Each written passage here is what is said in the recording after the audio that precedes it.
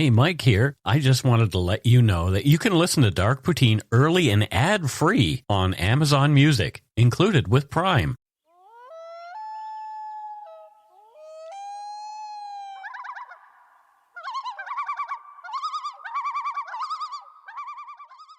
Oh, it looks like we're recording. Oh no. Oh no, that means the show starts. Oh dear. Welcome to Dark Poutine. I'm Mike Brown, creator and host. With me for this episode is Scott's wife and this week's fill-in co-host, Joanna Hemingway. Say hello, Joanna. Hello, everybody. Hello. Hello. So you want to replace Scott full-time? Or? Absolutely. You don't need him. You've got me. There you go. You don't need him. The views, information, and opinions expressed during the Dark Poutine podcast are solely those of the producer and do not necessarily represent those of Curious Cast, its affiliate Global News, nor their parent company, Chorus Entertainment. Thanks to Krista from the 36 Times podcast for reading our disclaimer this week. You can find Lily and Krista, our friends from Nova Scotia, and their podcast at 36times.podbean.com. Yes, thank you very much. Dark Poutine is not for the faint of heart or squeamish. Listener discretion is strongly advised. We're not experts on the topics we present, nor are we journalists. We're two ordinary Canadians chatting about crime and the dark side of history. Let's get to it. Let's get to it. Put on your toque, grab yourself a double-double and a Nanaimo bar. It's time to scarf down some Dark Poutine.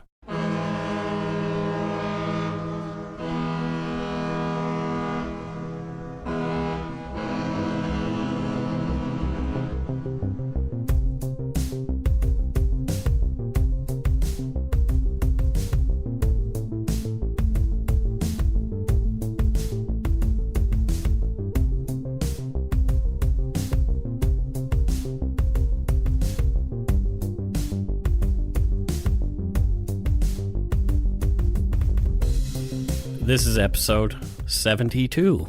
Congratulations, episode 72. You guys are doing a fantastic job. I think we are. There's a little bug in here that's flying around, tickling my arms. A reminder for those of you planning on going to CrimeCon but have yet to buy tickets, if you want 10% off your ticket, use our promo code Poutine19, that's Poutine and 19 at checkout when buying your tickets on the crimecon.com site. On with the show. On with the show. Let's do it, Mike. Let's do it. On Sunday, December 8th, 2013 at 7:25 a.m., the 16-member volunteer fire department in Castor, Alberta was called into action. They responded to a major structure fire at the residence at 38021 Range Road 132 in Paintearth County, Alberta, just over 12 kilometers away. The firemen had to drive carefully, but as quickly as they could, on the frozen roads.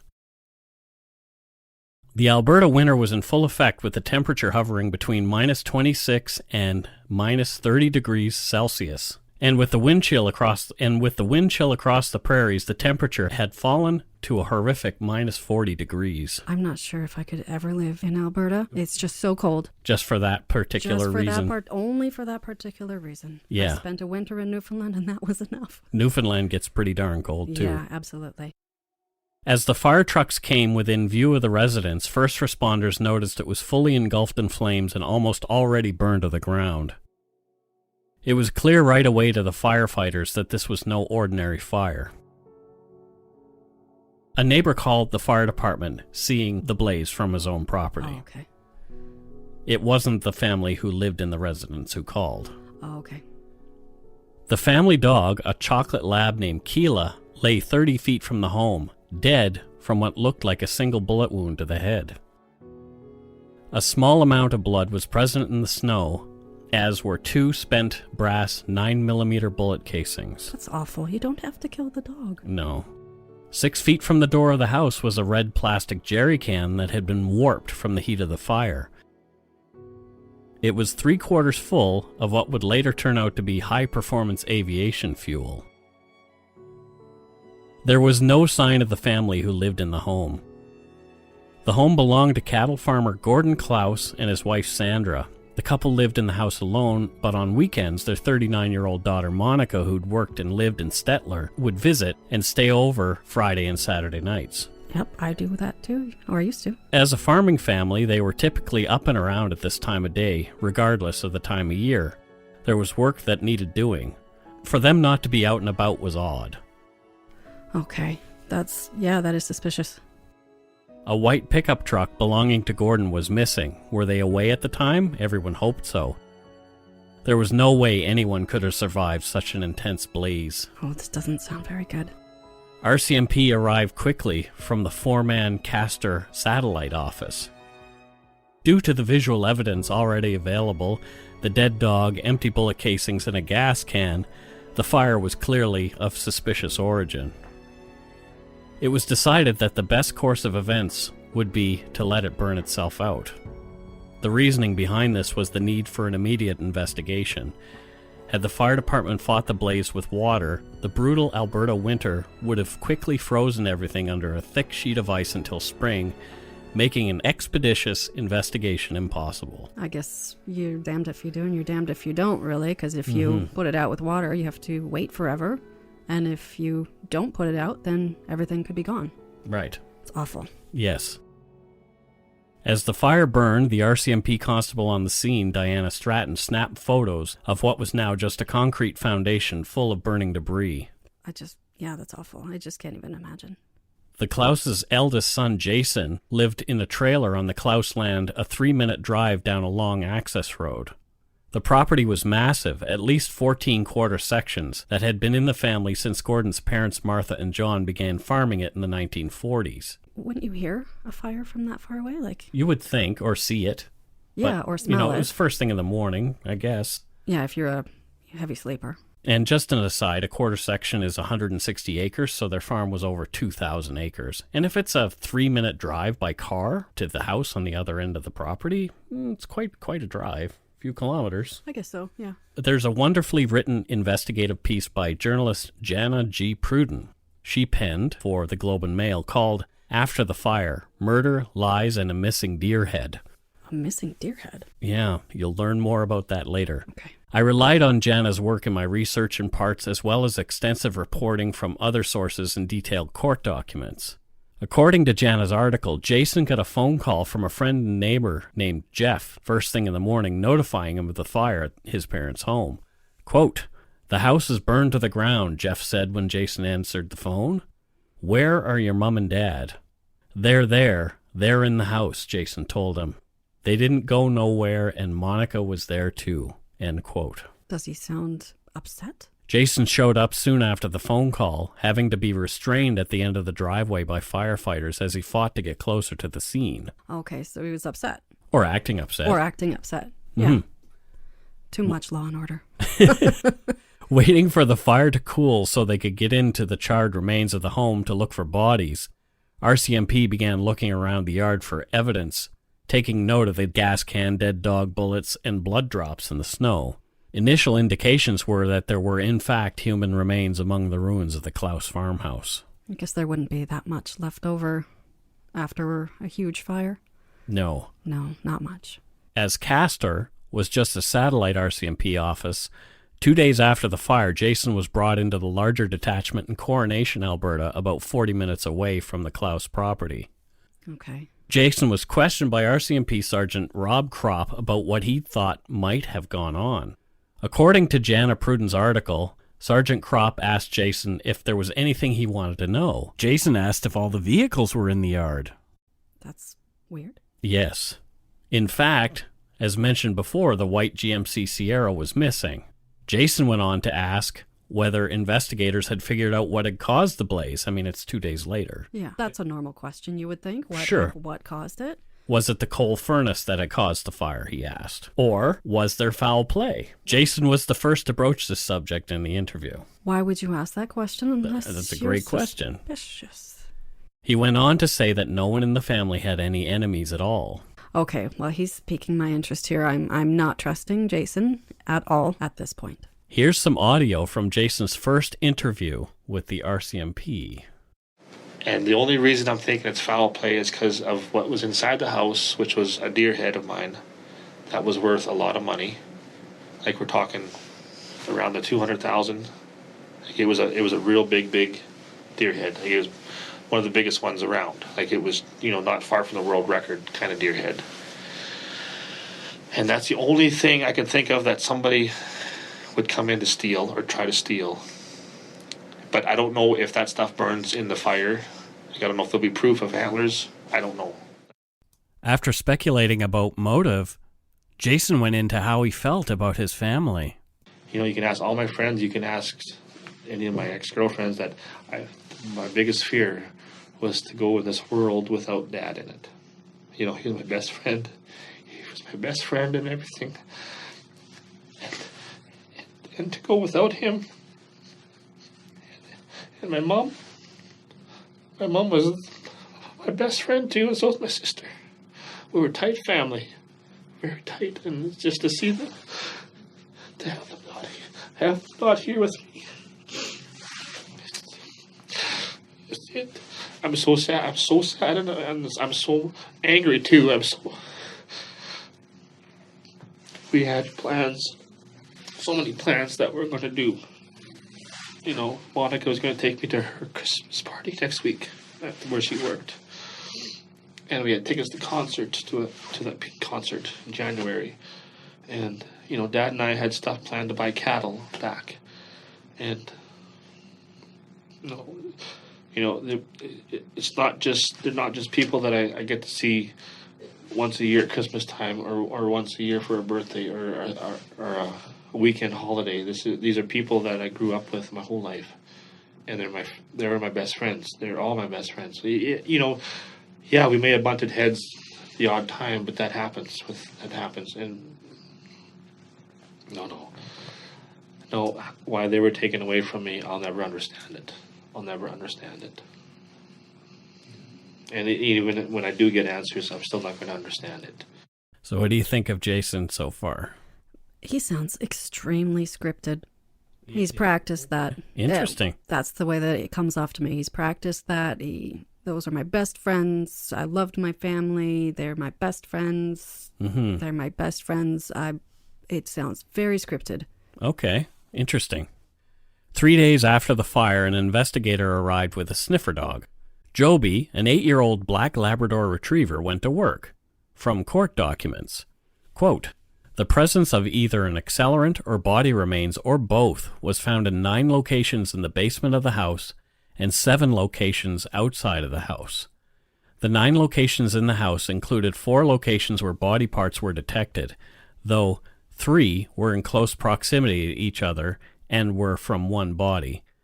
2 sets of human remains were seized from the fire debris. 1 set belonged to Gordon Klaus, and the other set belonged to Monica Klaus. The remains of Sandra Klaus were never located or identified." End quote. So what did the killer do with the bodies? That just seems... Well, where were Sandy's remains? Some believe that the intensity of the fire in the area where Sandy would have been completely destroyed her body. Okay. Which is possible. I guess so, yeah. There wouldn't be anything left, not even teeth? Apparently not. Who could have done such a horrible thing to this hard-working family, and why? The suspicious son? Perhaps. The same day that Joby the lab was doing her thing, RCMP found Gordon Klaus's white GMC Sierra abandoned at the intersection of Highway 36 and Township Road 400, close to the Alliance ski hill. Okay. Early on, obviously, as we've already established, suspicion fell on Jason Klaus as a person of interest in what had happened at the Klaus farmhouse. Jason kept saying he was sure Sandy was in the house when it burned. Okay, so he's absolutely sure that all of his family members were in that burning house? That's what he's saying. Even though he was asleep 3-minute drive away? I guess so. Okay. His behavior and how he was talking about what happened was really odd. He seemed to know things before the police as he was, quote, speculating about what happened. Well, yeah, he seems to be pointing the police in specific directions. The deer head, it could have been the deer head. Mm-hmm. My family had no enemies. I don't know who could have done this. The trailer that Jason lived in was given to him by his parents in return for work on the farm. Jason was also paid an allowance and all his bills were taken care of. Well, that sounds not that bad at all. Not that bad. He'd never worked much and held a job with a trucking firm only briefly in Castor. His whole life, he said, was with his parents, and that's pretty accurate. Well, I mean, even if they're jerks, then they're still Taking supporting care they're still yeah. taking care of them. I mean, if you can't be a functioning member of society, then, you know, someone's taking care of you. That's a good thing. Yeah. Yeah. People in the small community of Castor, whose population is just under 1,000, began talking to police who were asking a lot of questions about the Klaus family. Jason's name came up a lot, and not in good ways. Jason was rumored in many news articles to have been a regular cocaine user and even a dealer. Okay, I'm going to stop you there. I know this is a side note, but I just don't understand people who do cocaine. Yes? I just, like, you're just ruining your septum. Oh, just people snorting cocaine. It's just, like, unfathomable why you would actually want to do that. I'm sorry. Please continue. So you probably see that stuff in there. I work in an ear, nose, throat clinic, and when the referrals come in and I see another cocaine user who swears they don't do it anymore, but they've got no septum left. Yeah. And you see them. Yeah. And you're like, It's got to be horrible. why? Cocaine is a hell of a drug, as Rick James said. Yeah. It's also rumored that Jason and his dad would argue lots, often about money. At some point, early in the investigation, Jason was interviewed again by police who came right out asking him if he'd killed his parents. Here's some more audio from that particular interview. All right. Did you kill Gord, Sandy, Monica Klaus? No, I did not. And I would gladly take a lie detector test, and I did not kill them. I did not start the fire. I don't know how they got killed or murdered or anything else. Should I believe you? I would hope you would believe me. Yes, you should believe me. Yes. And for someone to accuse me of that, it doesn't make me mad. It doesn't make me sad. It hurts. It really. No, and the reporter asked me that too, and no, had nothing to do with this fire or whatever. However they died, being murdered, being stabbed, being whatever they were. I don't know. I don't know how they died yet. I don't know if they felt the fire. I don't know. Give me one reason why I should believe you. One reason to believe me, because I lived for that family farm. Okay? I've been there 38 years on that farm. I had breakfast, dinner, supper. Yeah, Dad and I would bunt heads once in a while. Mom and I would bunt heads once in a while. Monica and I, she always looked out for my girlfriends. She would never like any of my girlfriends. But there was never a time where I would not want them in my life for any reason. Like that I know that's a question you have to ask me, but Jason, if what you just told me right now is the truth, if what you just told me is the truth, could you okay, go ahead. You have nothing to worry about. Could you kill your parents? If what you told me is the truth, you have nothing to worry about. I don't have nothing to worry about, and I don't. Oh, wow. Okay. I still don't believe him. No? I'm still, You're not buying what he's selling. So scripted. If you were distraught that your family just died in a horrible fire. He sounds very cool for... there's no tremor in his voice. Mm-hmm. He's flat. He's completely lying. I don't believe him. He gets emotional when it seems to be like it's inappropriate. Yeah. time I'm talking. No, I'm upset, and now I'm talking. Yeah. No, I don't believe you, Jason. I'm sorry. The Klaus family released an obituary on December 11, 2013 in the Stettler Independent. Beside a picture of the 3 Klaus family members who died in the fire is a brief write-up about each, Gordon, Sandra, and Monica. About Gordon Douglas Klaus. His parents were Martha and John Klaus. He attended school in Castor, grades 1 through 11, and he took his final year at Lindsay Thurber Composite High School in Red Deer. Gordon was a great athlete and played a variety of sports during his school years. Sandy and Gordon were high school sweethearts. They were blessed with their first daughter, Lisa Marie, on March 19, 1971. Sandra and Gordon were married on April 28, 1972. They began their married life together, living in the family farm and farmed together with Gordon's parents. They were blessed with their second daughter, Monica Dale, on May 29, 1973. On October 8, 1973, they lost their precious Lisa in a tragic farm accident. Shortly after that, they moved to another farm site where they have lived all these years. Gordon had a passion for hunting and enjoyed fishing. He was a real prankster as well. He had the best sense of humor and loved to laugh. Two families continued to farm together for many years until John's health required him to retire, following which Gordon's family carried on. Sandy and Gordon were very active Connett and Kinsman members and developed a group of very close friends. They became godparents to one niece and one nephew. Sandy and Gordon were Martha and John's major caregivers and took excellent care of them during their golden years. Do you notice something is missing? Well, Jason's not exactly mentioned in here. And they seem like they were really outgoing, active people, caring. Community members. Yep. And took care of family, took care of friends. Of other people. Yeah, absolutely. Yep. Yeah. And I love pranksters. Yeah. I really do. Me too. And I am one. Me too. I know you are. Interesting that Jason's not mentioned there. Yeah. He's not mentioned in his mother's obituary at all either. Okay. Here's hers. She was the oldest of 6 children and raised on a farm north of Halkirk by Big Knife Park. Throughout her youthful years, she was a fun, spirited daughter that loved to seek adventure and excitement, playing with cousins on the country gravel pit and hay bales. After attending high school in Castor and Stettler, Sandy worked at Alberta Government Telephones as an operator and then worked at Alberta School Hospital in Red Deer. The rest of Sandy's obituary goes on to match a lot of what was said in Gordon's. No mention of Jason. That's just, suspicious. I don't know if it's suspicious or did the family who wrote this not want him included for some reason that they suspected him. Probably. I suspect him. About Monica, she was the second oldest of 3 children, so they mentioned that there are 3. Okay. Belonging to Gordon and Sandy Klaus. Monica was raised on the family farm and attended school in Castor. Throughout her childhood years, she was mild-mannered and pleasant little girl and was very active in sports, including pitching for the girls' baseball team and figure skating. They sound like awful people. I would not want to know them. They're just terrible. She became a paralegal after she attended the Red Deer College. Deadbeat.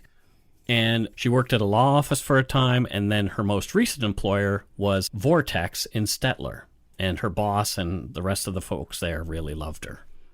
But again, no mention of Jason. It talks about how she loved photography, her little dog, Patches, but no mention of an older brother.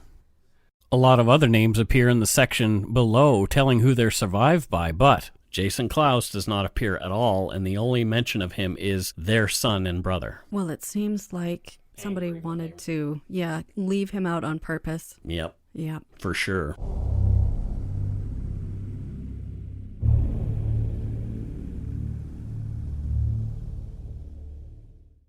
Jason's weird behavior continued in the weeks after the fire. He began to talk about being visited by Jason's weird behavior continued in the weeks after the fire. He began to talk about being visited by spirits who were telling him about what had gone on in his parents' home the morning of the fire. Sounds like somebody might be having a break with reality. Or spewing bullshit to cover up the triple murder of his family and later arson of the family home. He chatted with family, friends, and even Monica's boss, Brady Flett, CEO of Vortex, who would later assist RCMP with their investigation. According to court documents, the spirits told Jason that they'd seen him distraught at the end of the driveway when he arrived on December 8th as the fire burned. The spirits knew the identities of the persons responsible for the murder of Jason's family. They told Jason he should just take care of the farm and they would handle the rest. Well, that sounds really convenient. Those spirits were very helpful. Very, very helpful spirits, yes. The spirits had a lot of information, actually. Details changed as Jason shared with each person, though. You know, when you start telling lies and spinning webs, it just gets hard to keep track of where you're supposed to be going with your story. Yes, it definitely does. The general gist is that the spirits claim the murderer entered through the laneway of the property.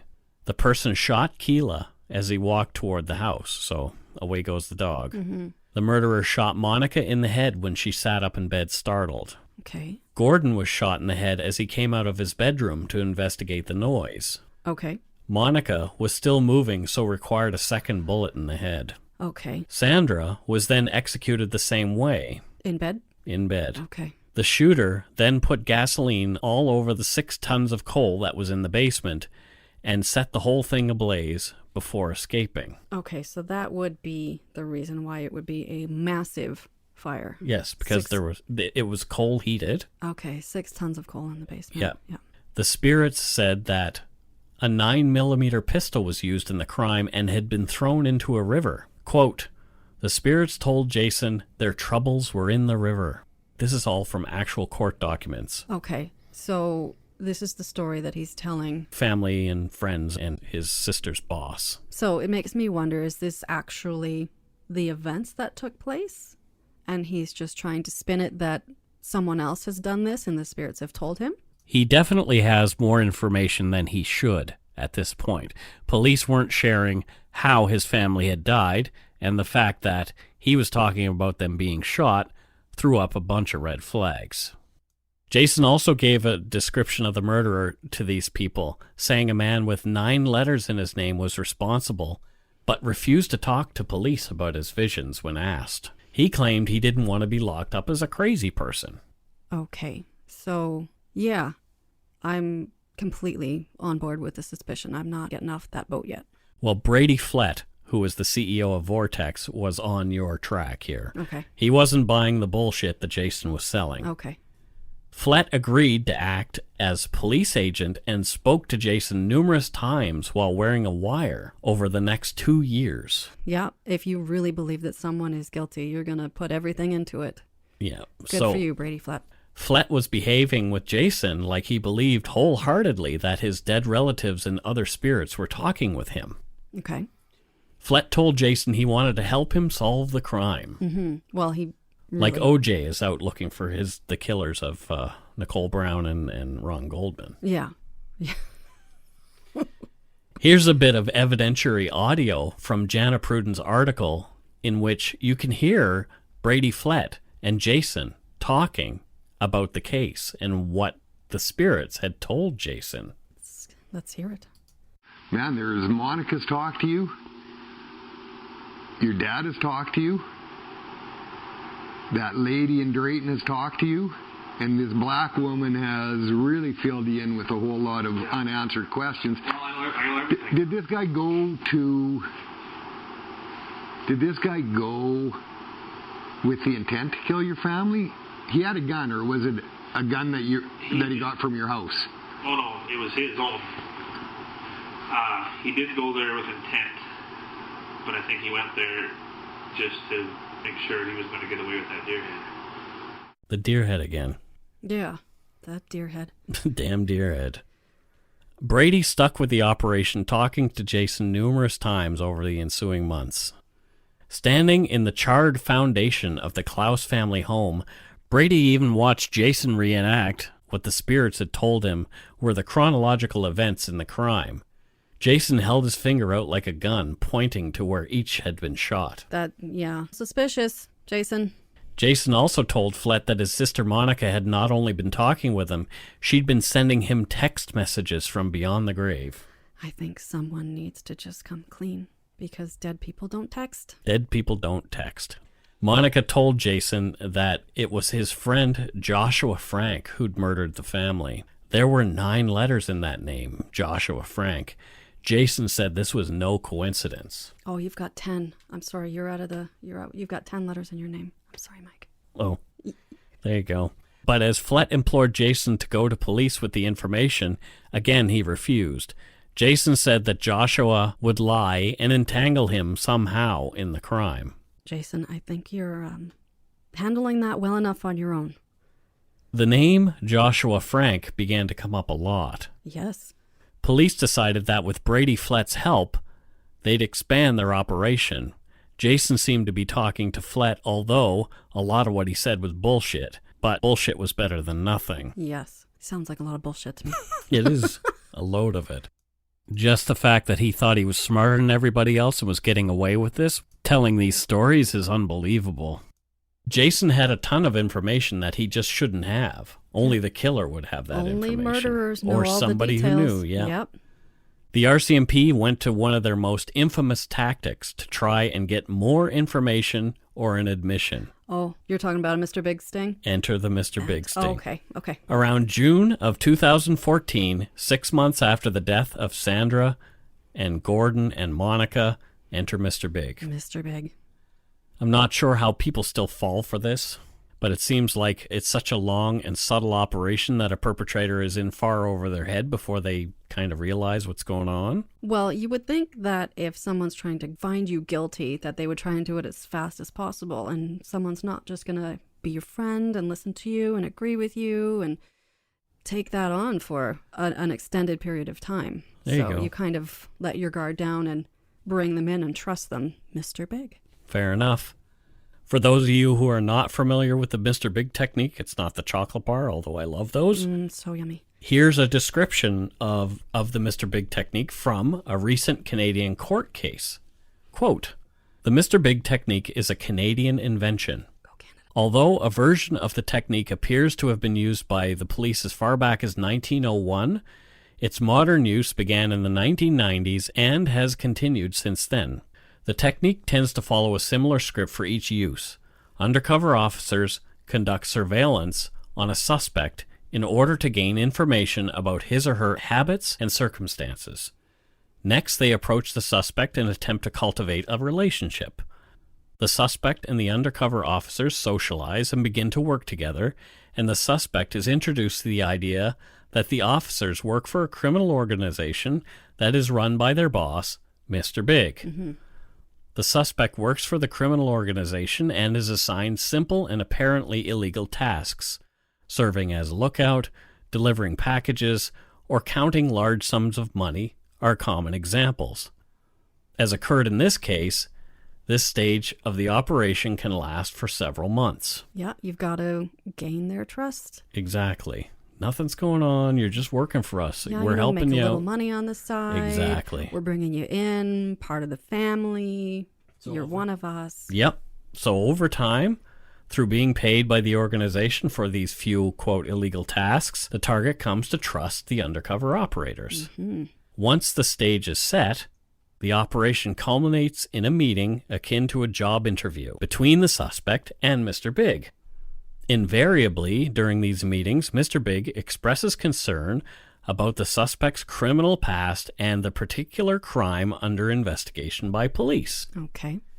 As the meeting unfolds, it becomes clear that confessing to the crime provides a ticket into the criminal organization and safety from the police. Suspects may be told that Mr. Big has conclusive evidence of their guilt and that denying the offense will be seen as a proof of a lack of trustworthiness. Mm-hmm. In another variation, suspects are told that Mr. Big has learned from contacts within the police that a prosecution for the offense is imminent based on new evidence. Okay. So they're scaring him a little bit. Yeah. The organization offers to protect the target through a variety of means by offering to eliminate a witness or by having someone else confess to the crime. If the suspect confesses to Mr. Big, then gotcha. Yeah. Well, it sounds like a good sting. It is a good sting, I think. Yeah. As of 2014, the claim is that there have been no wrongful convictions in the history of Canada using the Mr. Big sting. Well, if it works, right? For those of you who've seen the Confession Tapes series on Netflix, have you seen that one? No. Okay. I know Scott probably has. He's watched every confession, murder, mystery thing that is ever on Netflix. So are you familiar with the Raffay family murders committed by apparently Sebastian Burns and Atif Raffay in Washington? It's, it rings a bell. They were from North Van. Yeah, no, it rings a bell. Okay. Anyway, in the confession tapes, they show the Mr. Big technique being employed against these young guys, and that's how they obtain a confession from them that Burns and Raffay killed the Raffay family. Okay. And some of what has been claimed in the documentary is refuted on the BC RCMP's website in a Q&A about the technique, because some people think that the Mr. Big scenario is actually illegal in the United States, and it's not. Okay. Quote, and this is question, use of the Mr. Big scenario is not allowed in the United States or the United Kingdom. Why are Canadian police allowed to use this type of investigation technique? Because we're smart. Well, the answer is, on the contrary, evidence has been collected by the RCMP through the major crime homicide technique in both the United States and the UK. In addition, police agencies in the United States, Australia, New Zealand, South Africa, and in some European countries also use this technique. Well, it works. Exactly. So watch out, criminals in other countries. The Canadian technique might be coming for you, and it doesn't have a double-double and an Nanaimo bar with it. Oh, dear, it just has a jail cell. Just a jail cell at the end of it. The popular culture of the Mounties' motto has been, "We always get our man," and so you've been warned. You have been warned, criminals. In 75% of the Mr. Big cases, someone is either cleared or charged with a crime. Okay. That's a pretty good... Well, yeah, I mean, if you didn't do it, if they think you did it and they pulled this sting on you and you're just like, no, I didn't do it, I'm not going to do these illegal things for you, Yeah. then they'll move on. 95% of those charged are eventually convicted. Yep. So one can see why it's such a popular investigative tool. Again, it works. And as far as the remaining 25%, those cases just go unsolved. So That's unfortunate, but it does happen. yeah, or maybe they're solved by another means. Yeah, hopefully. Hopefully. All murders are solved. The RCMP's targets in this case were going to be, obviously, Jason Klaus and Joshua Frank. Oh, no. Okay. Over the next year, throughout a number of meetings in a textbook application of the Mr. Big technique, police obtained what they believed to be the true version of events in the deaths of Monica, Sandra, and Gordon Klaus. Okay. Both Jason Klaus and Joshua Frank sang like songbirds. Okay, I'm waiting. Okay. They were both involved in the murders of Jason's family up to their eyeballs. Well, that, I'm not surprised. Jason was pissed off with his dad, Gordon. Okay. Gordon was not sharing as much money with Jason as he felt entitled to. Well, go get a job. Exactly. Also, his cocaine and other party habits required more than the stipend he was being given in return for his work on the farm. But here's what the stipend was. For the month of November of 2013, the last month that his father was alive, Jason was paid $6,500 for his work on the farm. You gotta be kidding me. That is on top of the bills and the... So that's his take home. That's his take-home pay. $6,500 is nothing to scoff at. That's I would be especially so happy. You're a single man. Yeah, no kids. Living all by yourself in a trailer that's paid for. No wife. Okay, yeah. I don't like you, Jason. I don't like you at all. At some point, Jason acted on his anger and began to forge checks from the family farm's account to the tune of thousands of dollars as late as December 5th, 2013, only days before the murders. I just rolled my eyes. I'm sorry. I know you couldn't see that, but I'm just getting really angry at this guy because I'm sorry, Mike, but like... No, you go ahead. Dude, $6,500. You're doing almost nothing to earn that. You're doing diddly. And it's not enough for you. And now you're forging checks. And people like that, like, I understand if you can't hold down a job because you've got anger issues, but take that $6,500 and go get some therapy. Get a job. You can get good therapists for like $150 a week. I know. Oh gosh. I work so hard, and then someone like this comes along and they're handed so much. Yeah. And it's still not enough. If the accounting is accurate, Jason forged checks for the total sum of $18,875. Okay, so when you do that, you're going to just bankrupt everybody. Yeah. Yeah. Jason's fear of being caught would have been a big motivator in his crimes, as well as his resentment and desire to have the whole family business and property to himself. The Klaus family was in Jason's way. So after he gets rid of all of them, who's going to do all the work? Because he didn't do...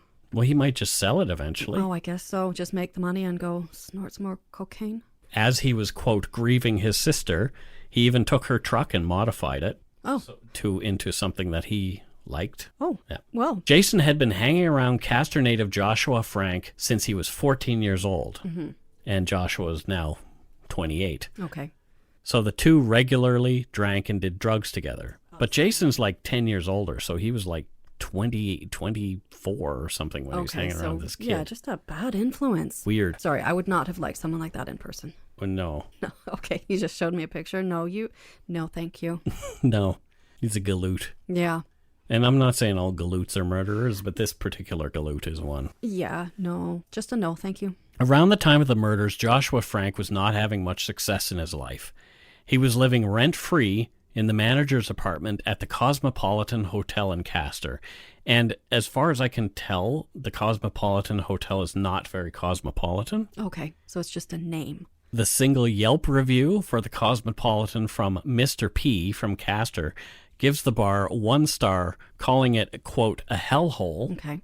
saying, quote, Turkish prisons have cozier accommodations and more respectable clientele, Okay. end quote.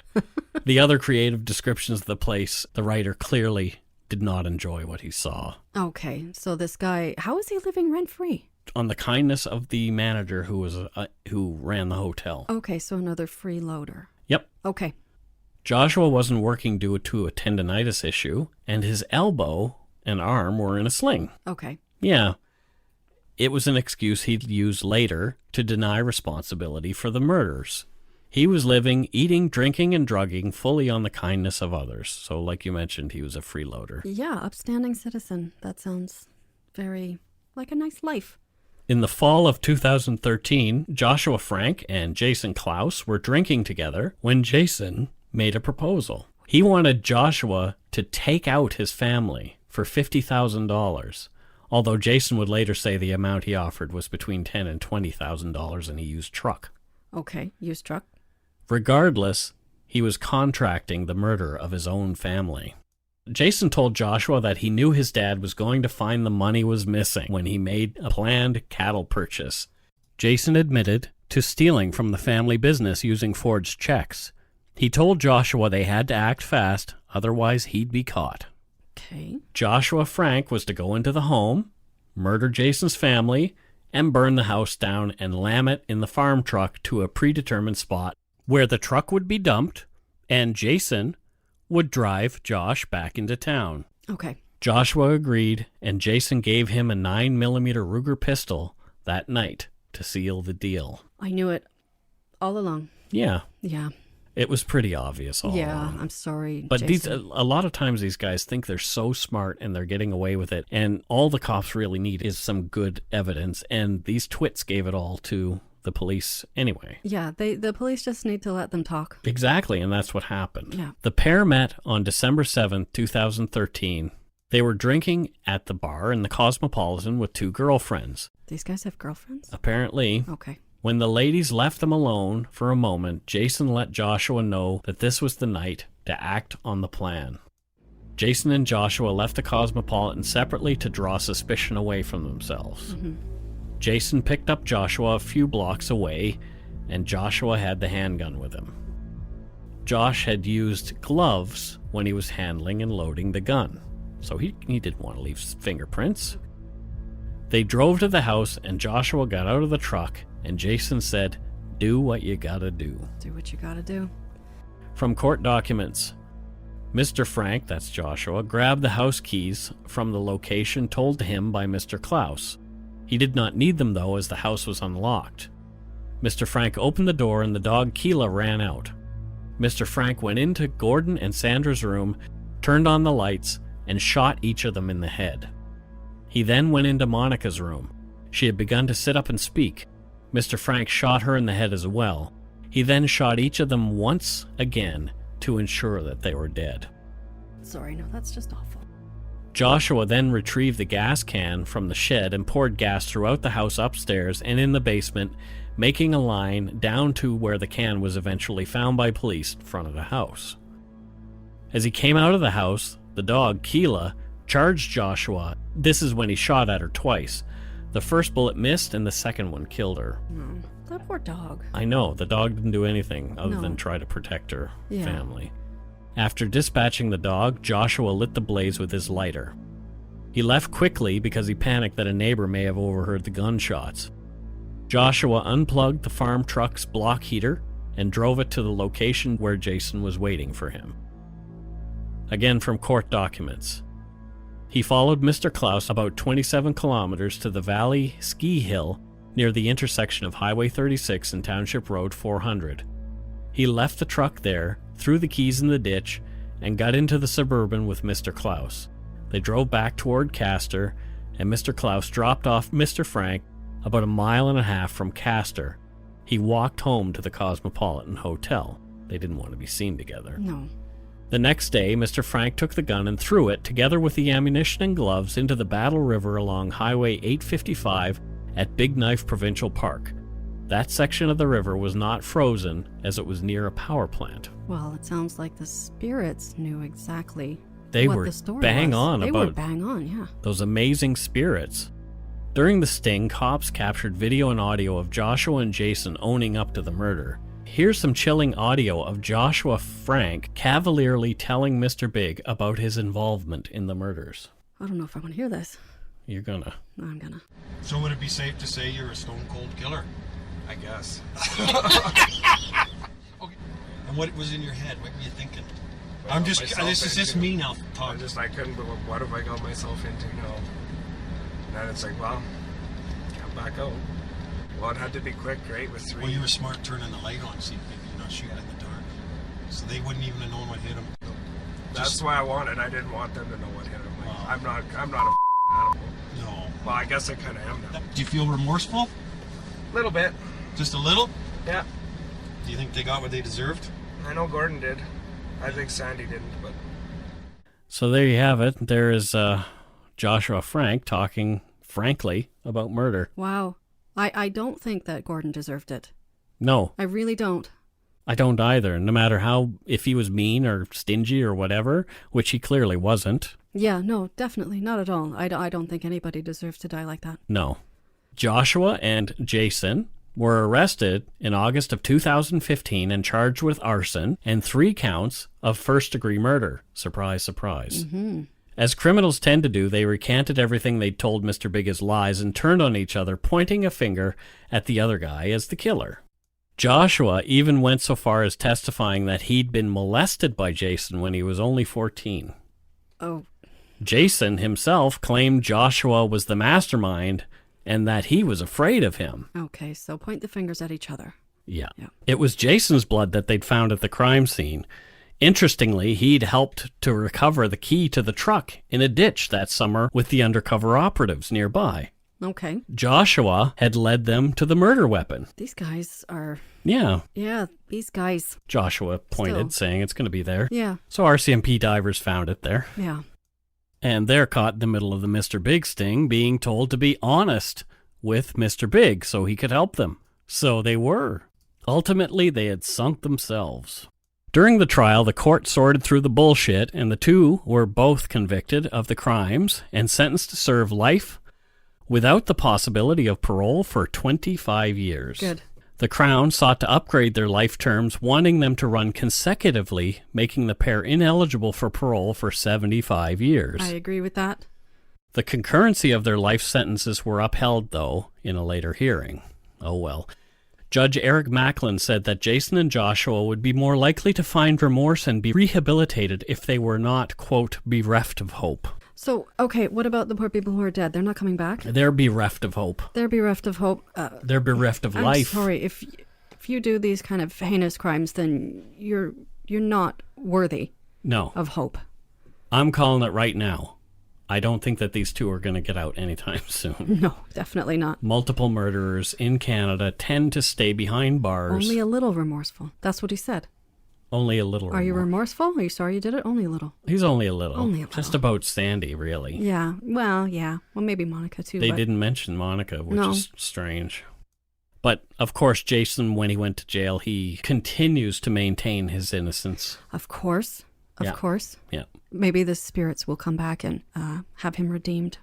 It could be. New evidence. New evidence, New evidence. from the spirits. From the spirit world. So there you go. That's your first episode of Dark Poutine, Oh, thank sitting you. in the co-host chair. Thank you for having me. At least we had a Hemingway here, so it was, half of Scott, I guess. Half of Scott. Well, Actually, you contributed quite a bit, and Scott usually is a hummer and a har. I think we're going to have to do some editing too, though. There's always editing. There's always editing. There's always Okay. editing. But, Just be nice. But In the I reviews, will. I will no, totally not be you. Oh. The listeners. Just Okay, be nice, okay. please. Be nice to please. Joanna. It's her very first podcast. I have sensitives. I have sensitives. She has sensitives, and she is, as she mentioned in the live show, a hermit. Yes. So don't be mean to hermits. Don't be mean to me.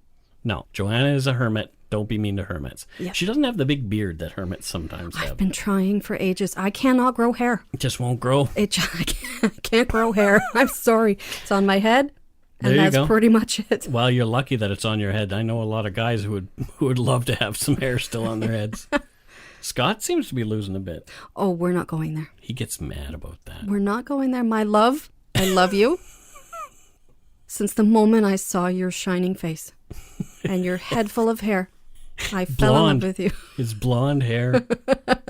He's a good man. He is a good man. He's so funny. Before we go, we want to give some shout outs to our new Patreon patrons. And so typically what we do when we give shout outs, Scott will say thank you after I say the person's name or thanks or whatever. Okay. And the people who we don't know where they're from, we usually make a little something up about them. Oh, okay. Yeah. Okay, go ahead. Thank you this week to Lois Kelly from Slapton, Great Britain. And that, I've never heard of Slapton. I don't know where it is. It's in Great Britain, Mike. But it is somewhere where I'd love to go. I want to visit Great Britain. Apparently, I have family genes in the UK, according to 23andMe. And now you've got a new friend in Lois. Exactly. Thank Lois, you. we're coming to visit. Thank you, Lois. From Slapton. From Slapton.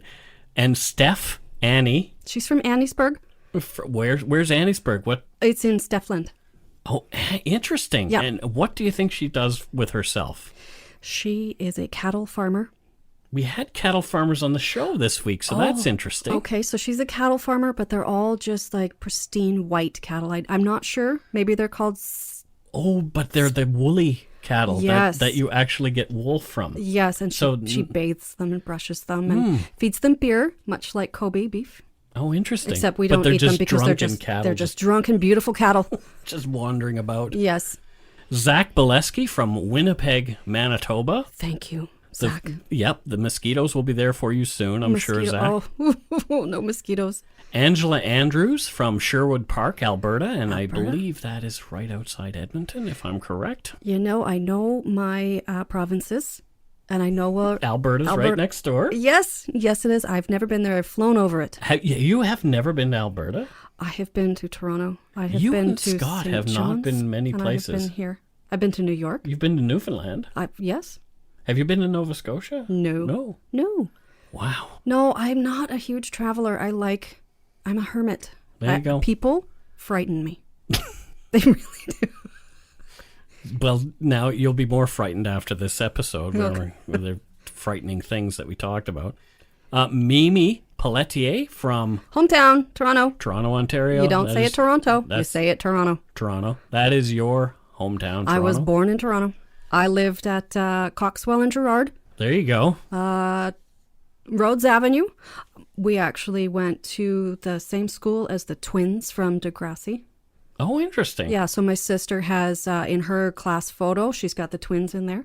Oh, that's cool. So we lived like Degrassi Junior High, the original. The original, the first edition of it. That's cool. The twins we have a picture of them, and we lived probably like a 10, 15-minute walk away from Degrassi. Oh, cool. Yeah, right downtown. Neat. Pammy B from Lakeland, Florida. Hello, Pammy. What do you do for a living? Pammy B. Pammy B. I think she makes cheese. She must. She must make cheese. Charity Hope. Is she from Hope? I don't know, but Charity Hope sounds like a very giving name, to tell you the truth. And she's a wonderful person. Thank you for giving to us. Yes, thank you so much, Charity. You've given us so much hope. There you go. Thank you for your charity. Thank you. And for your hope. And for your hope. Did I ever... I don't think I've ever told you this. I used to work at as a security guard. This is a short story. And I was mobile security, and one night I had a guy who was riding with me, and he was a big ex-Marine who had fought in Vietnam. So big, gruff gentleman. His name was Robert, and he talked like this. Hey, Mikey, how you doing? Okay. But we were driving around Vancouver, and he said, just stop by these little old ladies here by the corner here. And I thought, okay, what's he going to do? Ooh. He rolls down the windows, and he says, hey, excuse me. And they look to see this gruff-looking man. Absolutely frightened out of their minds. And he goes, is this the road to hope? I've not heard that one before. No. Is this the road to hope? Is this the road to hope? What are you, some kind of jackass? You're going the wrong way. It's a true story. Brooke Deschamps, she is one of our Yumberyarders, and I'm not sure where she's from, but I imagine there's a brook there. Yeah, well, that's where she is. Or that sounds like a French name. Could be. So maybe she's from France, and where they wear no underpants. Oh my goodness, French underwear. I want a pair of those one of these days. French underpants. Scott, if you're listening, you better damn well listen to the show. He will. He promised. Your wife wants French underpants. Well, they're like the ones that the ladies from Downton Abbey wore. Have you ever watched Downton Abbey? No, I don't think I have. I've watched it through. Yes, twice. Oh, me too. I love Downton Abbey. Scott is happy that it's no longer on Netflix. I'm devastated. Oh, it's coming back on something else. Oh, I don't know, but my mother has it on DVD. It's great. I am rescued, but yeah, I love that show. I like it too. Scott hates it. Well, Scott, you have no class. He watched it because he was in the room. There you go. Where are we? Carrie Kowalik from Lazo, BC, and I thought it was Laszlo, so I had to look it up. But Lazo is close. I believe it's on the island, close to Comox. I don't know. I know where BC is. Yeah. Vancouver and Surrey, but I don't know. Sean Choquette, and Sean, the icon looks like Sean is a person of the female persuasion, but I don't want to assume any genders. Okay, we'll just say hello. Thank you, Sean. Hello, and thank you, Sean. Choquette, that's a fantastic It name. is another French name. Choquette. John Regaldo, and this guy came in at double Prime Minister level. This is the first time we've had anybody donate to the show. Like, Prime Minister level is $25 a month. This guy came in and donated $50 a month. So I guess we have to crown him the emperor. Our new emperor. The emperor. Yes, thank you. John Regaldo. John Regaldo, thank you. Thank you. Catherine Clayton from Washington, Utah. So I guess there's more than one Washington in the United States? There's Washington State and Washington, D.C. There's lots of Washingtons. Washington, yeah. But Catherine Lake Clayton, Washington. that sounds like a femme fatale movie star name totally from the could be. 20s. Oh, very good. Yes. Maybe a little later, maybe something more film noir. Yeah, could be. Anybody who's watching any movies from back then. She's starring with Hedy Lamarr and something. There's a good movie. I'm going to watch it again soon. It's called The Cotton Club. Good movie. Have you seen it? Yes. Oh, I love that movie. I remember watching that movie as a young kid, and I stole it from my mother's house recently. Don't tell her. And I'm going to watch that. Hopefully she doesn't listen to this. Along with Harlem Nights. Harlem Nights with Eddie Murphy. And Red Fox. Stella Reese. Wow. Shut off my damn pinky toe. Just trying to make a ham sandwich. Oh, no, it was tuna. Just swallowed myself a glass of orange juice, and you just left a swallow in the container. What a jackass putting that back in the fridge. Who would put that back in the fridge with just a swallow in the container? Thank you to Kelly McCumber from Boulder, Colorado. Thank you. Lorena Arkestein from High Level, Alberta. Hello, Lorena. That's an interesting name. I like the way it's spelled. Arkestein or Arkestein. David Basso from Trail, BC. Trail, David. I know where that is. Thank you. Kelsey from Belleville, Illinois. Thank you, Kelsey. Amber Lamb from Marysville, Washington. Marysville. She's like a beautiful little lamb. Yeah. Yeah. Lamb is yummy. I gotta say, I had lamb burgers last week. Sorry, Amber. I was once working in a restaurant in Toronto, and my boss said, we're putting lamb burgers on the menu today. And for the life of me, I couldn't figure out what a lamb burger was. I was like, is that some sort of cheese? What's a lamb burger? And she kept saying, it's lamb burger. Lamb burger. And it got to the point where she said, lamb burger. Go write it down. And I'm always the smartest in the world. Always. Aaron Croft from Cambridge, Ontario. Cambridge. Yeah. Yeah. There you go. Aaron. So thanks so much to our patrons, past and present, for your pledges. We really appreciate your support of the show. If you want to help support the show, you can do so at patreon.com/darkpoutine, or for a one-time support, you can send us some donut money at PayPal via our email address, darkpoutinepodcast@gmail.com. And we did get some donut money this week. I love donuts. Alice Turner, thanks, Alice. Thank you. Elizabeth Maroney. Thank you. And Chris Hodgson, who was in our live show, there for our live show. I said, you're going to hear us say hello, so she's hearing us. Hello, Chris. Yeah, let out a deep breath. If you don't already, it would mean a lot to us if you subscribe to the show. You can easily find us on iTunes, Podcasts, Google Play, Stitcher, TuneIn, Spotify, or wherever you get your on-demand audio. Check out our website, darkpoutine.com, for show notes and other cool stuff. Give us a follow or a like on Twitter, Instagram, Facebook, etc. Just search for Dark Poutine. Most importantly, tell your friends about us. Word of mouth is a powerful thing. Join us in our closed Facebook groups, the Lumberyard, the Barnyard, the Yarn Barn, or whatever. Craft Barn. Oh, I named it. I love those places. Yeah, they're fun. Yeah, there's so many crafty people. Yeah. I'm super jealous of all of those jackasses out there who can paint. Yeah. Well, why don't you start? And I can't. I simply can't do it. Oh, you can't? I have no talent whatsoever you should take for some drawing. classes or get Scott's mom to teach you. No talent. My sister's an animator. Yeah. I have zero talent. She stole it all. There you go. So, until next week, don't forget to be a good egg and not a bad apple. Thank you, Joanna, for joining me. Thank you for having me. There you go.